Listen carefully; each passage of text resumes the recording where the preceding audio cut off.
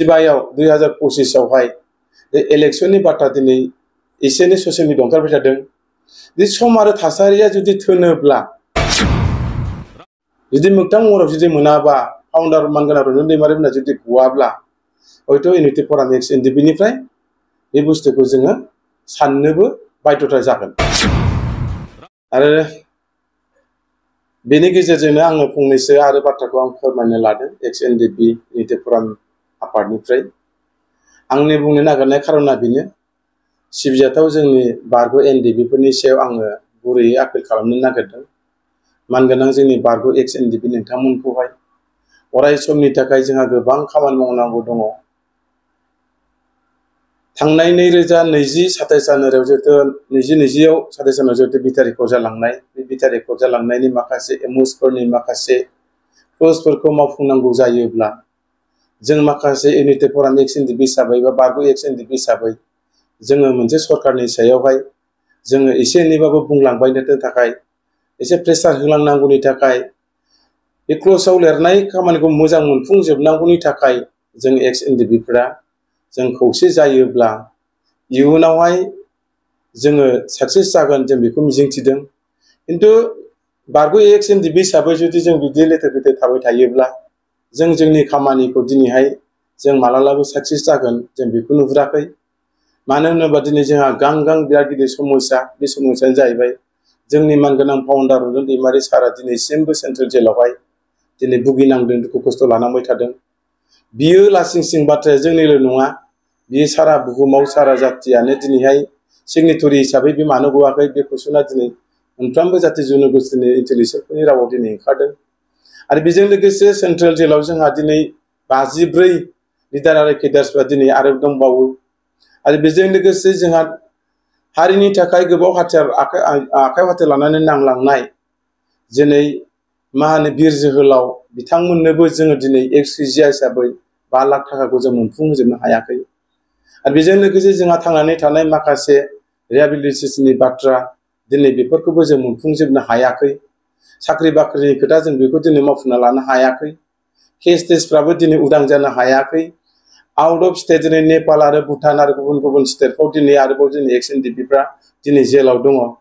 दा बैसोर बायदि मानसिखौ जुदि जोङो गासिबो उदां अख्रां लाबोनांगौ जायोब्ला फाउन्डार मानगोनां रन्जन दैमारिनिफ्राय आरम्भ खालामनानै जोङो बिथांमोनखौ जुदि लाबोनांगौ जायोबा जों बयबो एक्स एनडिपिफ्रा जों खौसे जानांगोन। दा जों खौसे आरो इउनिटि थायोब्लासो जों गासिबो खामानिखौ जों मावनो हागोन। आरो जों आसा दङ जों खौसे जाथारनांगोन। आरो खौसे जायोब्ला जों इयुनाव जों मा मावनो लादों हयथ' बे खामानियाबो जाफुंगोन। जोंनि गासिबो आद्रा खामानि बेफोरखौबो जोङो फुलफिल खालामना होनो हागोन बेखिनिखौ मिजिंथिदों। बेनिखायनो जोंनि दानि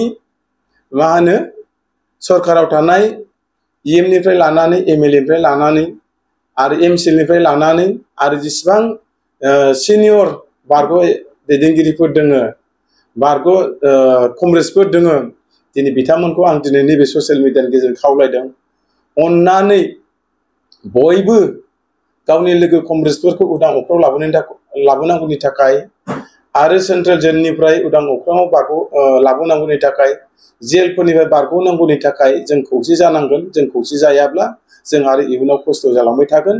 बेखौ जों नोजोर बोनानै इउनिटि फराम एक्स एनडिपिनिफ्राय जों दिनै बार जोङो माथो होबाय थादों। दिनै जों खोथा बुंबाय थादों। जोंनि सार्थ'आ दिनै एक्स एनडिपि हिसाबै बा इउनिटि फराम हिसाबै गावखौ फोथांनायनि थाखाय जों दिनै इउनिटि फरामखौ जों दायाखै। इउनिटि फराम हिसाबै जों बेखौनो दादों, जों नोजोर बोदों जे इयुनाव जोंनि बिटिआर एकर्डनि इम'सफोरखौ मावफुंनो थाखाय मोनफुंनो थाखाय जों मोनसे प्रेसार ग्रुप हिसाबैसो जों दिनै बेखौ दाना लादों। प्रेसार ग्रुप हिसाबैबो जों सोरबा सरकारनि एगेन्स्टआव थांनानै बाथ्राखौ जों बुंनो नागिराखै। जिखुनु समाव सुबिदा उसुबिदा मोनसे टिमखौ लानानै जों हाबनानै शेयार खालामनो थाखायसो जों बेखौ दादों। बेवहाय सोरबा सरकारफ्राबो जोंखौ उल्था जाहाथे नेगेटिभ साननानै जोंखौ भुल लाया, बेखिनिखौ दिनै जोङो बे ससियेल मिडियाजों जों खावलायबाय। बेनिखायनो आं दिनै जोबथारनायाव खावलायनो सानदों बे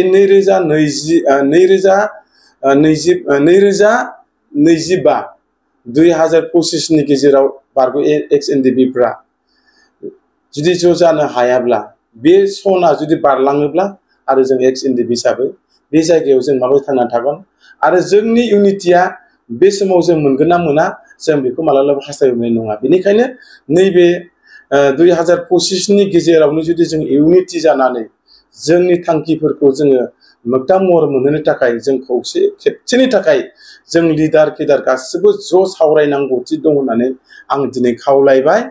प्लिज अन्नानै इउनिटि फराम एक्स एनडिपिनिफ्राय आं सासे लोगो आफादगिरि हिसाबै जोंनि गासैबो बारगो एक्स एनडिपिखौ खेबसेनि थाखाय जोङो ज' जिरायनानै जोङो मोजां गाज्रि सावरायनो हागोन नामा बेखौ आङो दिनै बे ससियेल मिडियानि गेजेरजों फोरमायहरनाय थाबाय। नोंनि सोंनायनि कुइसना जोबोद इन्टारेस्टिं आरो बेखौ होनो गोनां दङ मेसेजखौ जे दानि माखासे नैबे पावाराव थानाय बा सरकाराव थानाय जोंनि माखासे निफ्राय लानानै एमएलए लानानै डेपुटेसननिफ्राय लानानै आरो माखासे एमसिएलएफोर दङ जे बिथांमोना दिनै पावाराव थानानैबो माखासे खामानिखौ किसु बुस्थुखौ एलायन्सआव थानाय हिसाबै सिंगेल हिसाबै बारगो एनडिपिनि थाखाय बिथांमोना खोथा बाथ्राखौ बुङा नङा बुंदोंबो खोमा, खिन्थु किसु बुस्थुखौ सिंगेल हिसाबै बिथांमोना मावहोनो हायाखै। बे बुस्थुखौ आं दिनै नोजोर बोदों। बेनिखायनो दिनैहाय बिथांमोना दिनै सिन्था खालामनाया मोजां।